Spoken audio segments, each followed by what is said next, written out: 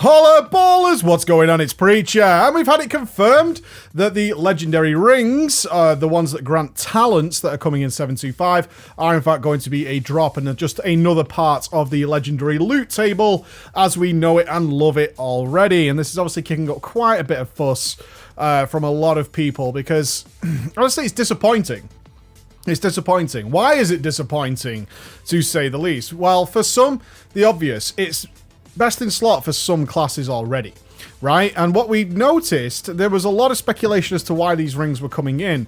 What we did notice that a lot of class changes that have been announced for 725 seemed to work well if you had the legendary ring equipped. It actually made a lot of sense. My mage is one of them. It actually made a lot of sense with the changes they were making if you bear in mind that you would have this ring equipped at some point. That would make a lot of sense.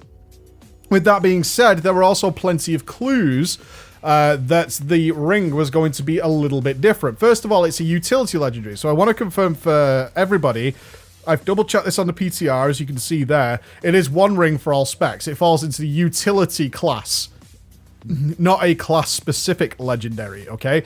So once you get the ring, it works for all of your specs. Now, that means that it's very, very good for everybody. It's not something that's a bit one-off. Like, some of the utility legendaries just aren't great for others. Even though they've boosted the stats, they're just not great. This ring would have been particularly great for most classes to get as either an early legendary or something like that. So there were clues that potentially, because of the nature of the item, with the class balancing and so on. And not only that, the fact that the name of the rings also tied into the titles that you get for doing your class campaign, that this was going to be a guaranteed reward for the end of the class campaign. What that meant is that, one, there would be a definite source of acquiring a decent, solid, legendary item that players could do that didn't involve the RNG mess.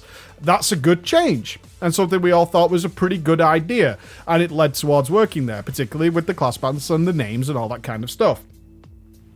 The speculation, or the greater speculation, was that it perhaps, because of the class balancing and so on and so forth, that it may have been exempt from the 2 legendary limits. Now, that was a little over the line of wishful thinking, for sure, but it would have made some sense, because it meant that you would have this extra talent that your class seemed to be balanced around, and that would allow you to have that, and Blizzard could guarantee you had that while working around the other legendaries. So that all appears to not be the case. It is simply another item that is part of the legendary table. You can get it in any spec. It's no different than anything that's currently in the game. Now, what does this mean for some people? Well, obviously, if it's something that your class seemingly is going to be your best possible item, this is kicking up a big fuss because recently we have had the change in game with the release of the Broken Shore of people being finally able to have enough chances to acquire those elusive legendaries that they have felt very held back by and very screwed over by the RNG legendary system, right? There are definitely lots of players out there who don't play an awful lot, who have been after or chasing an item that is extremely good for the spec you enjoy, but just haven't been able to acquire it. You've had everything but, right? Those players are absolutely out there.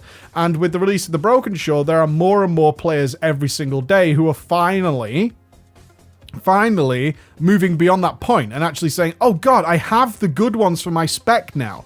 That is very freeing. I don't feel like a miserable bastard if I miss a daily or I miss some Broken Shore stuff. If I don't do my LFRs every week, if I don't do this and that affects a lot of players throughout the game. You don't feel as bad. It also meant that you could go into other specs and get the Legos for them, because obviously if you were after class-specific legendaries, then once you switched over to the other spec, you would useless. You didn't have them, and a lot of players do feel useless without at least one, if not both, of the best items over there, and you could freely go over and try and get those, right? There are obviously players out there, I believe there's a couple now who have everything in the game, and the players who play an awful lot have like 16, 14, 13 or something like that and can pick and choose, but that's very, very high end. That's not representative of the entire player base at all, whereas the rest of the player base is kind of like, oh, finally I'm kind of free of this burden.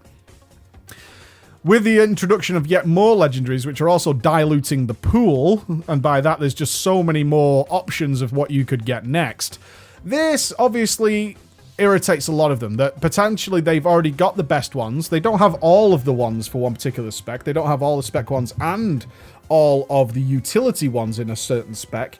And now potentially they're going to add the ring and more. There are shoulders, there are extra Legos coming for each and every spec, and it's going to be, again, getting on that treadmill. Now, many of you who are pessimistic would certainly say, and I'm not sure I disagree with you, I'm really not sure about that, that this is what Blizzard wants. They want you to keep running the treadmill. Why? We want you to keep chasing this carrot, and hilariously, the carrot is orange, and we want you to keep chasing it. So it's in our interests for you to do this, but how many players are just going to say, F this, I am fucking not doing this again after 8 months, finally being relieved of that, or almost relieved of that pressure and fun, and now we're going back on it again.